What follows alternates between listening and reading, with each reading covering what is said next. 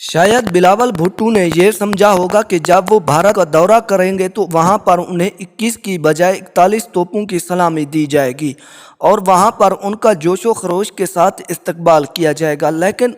इसके बरअक्स हुआ, क्योंकि ना तो भारतीय वज़ीर ख़ारजा ने उनसे कोई हाथ मिलाया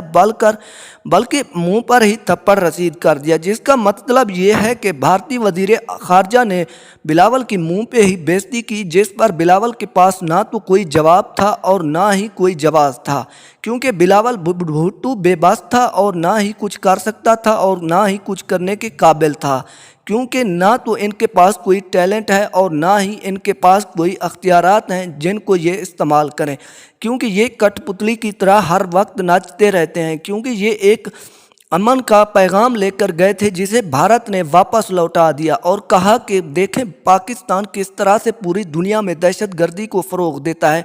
और कहा कि पाकिस्तान में दहशतगर्दी के कारखाने हैं, सबसे पहले उनको ख़त्म किया जाए। लेकिन पाकिस्तान के वज़ीर ख़ारजा बिलावल भुट्टो के पास इसका ना तो कोई जवाब था और ना ही ये बात की कि किस तरह से भारत किस तरह से कश्मीर के ऊपर जुल्म करता है और किस तरह से गुजरात के मुसलमानों पर मोदी ने जुल्म किया और उनको ज़िबा किया गया, ना ही और कोई बात की।